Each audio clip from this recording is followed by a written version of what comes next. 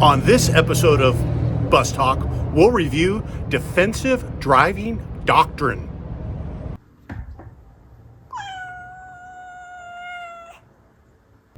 Hi, this is Paul at Bus Talk.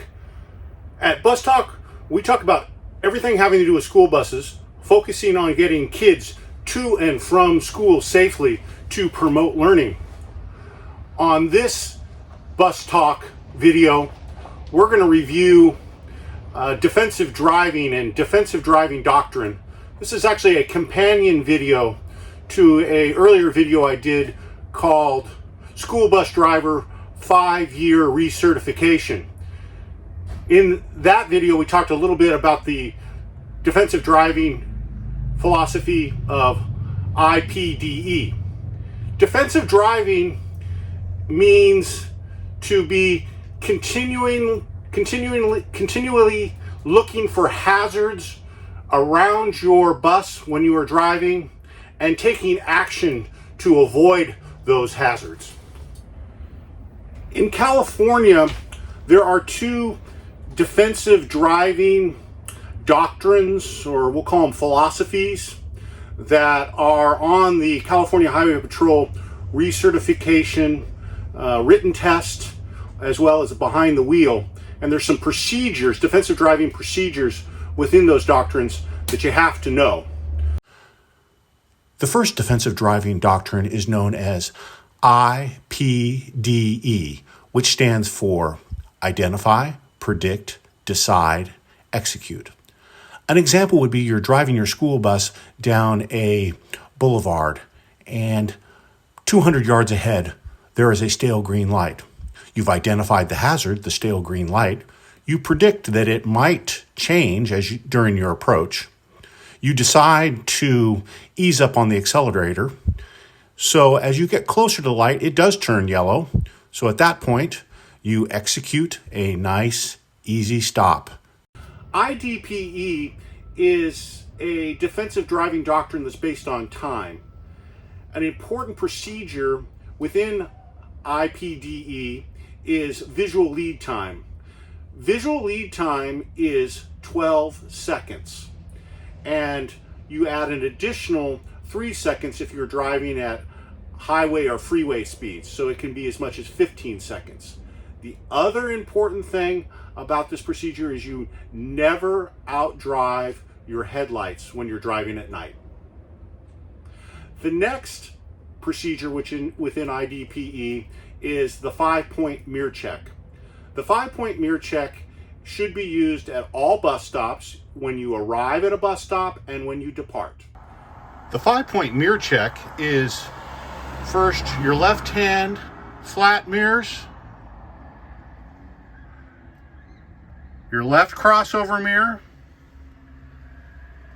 your right crossover mirror, your right flat mirrors, and then back to your left flat mirrors.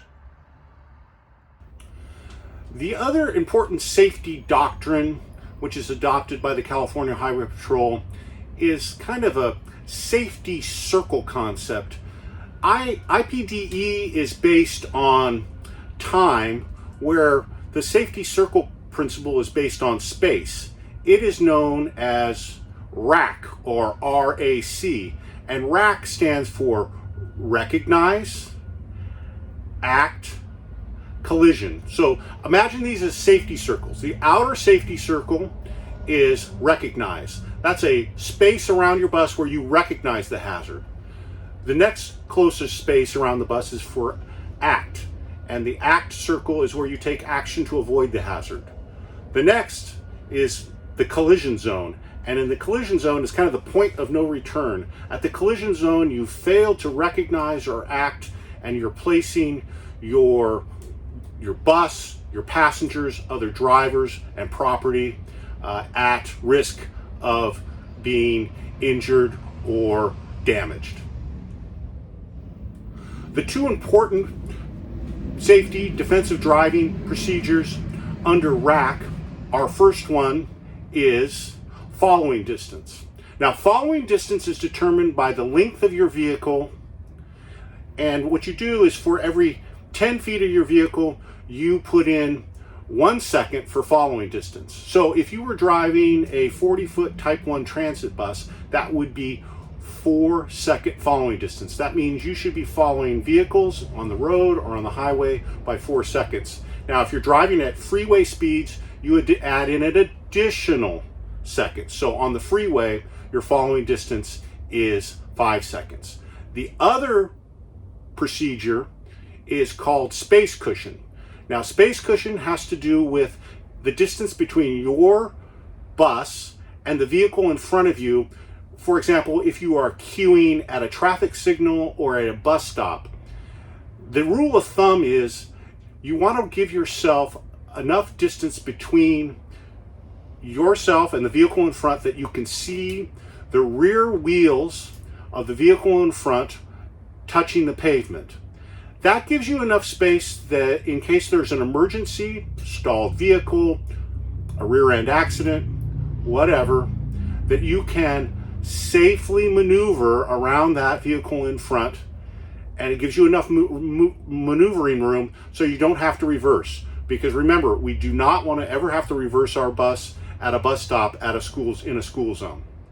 This episode of Bus Talk includes an Easter egg for all school bus drivers who may be preparing for certification or recertification in California.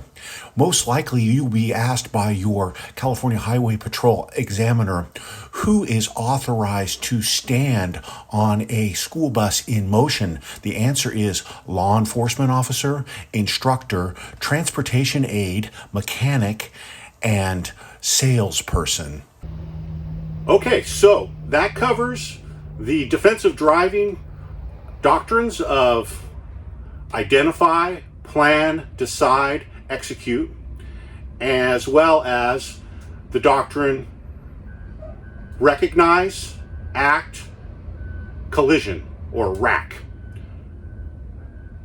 So this is Paul at Bus Talk. Remember, safety is essential.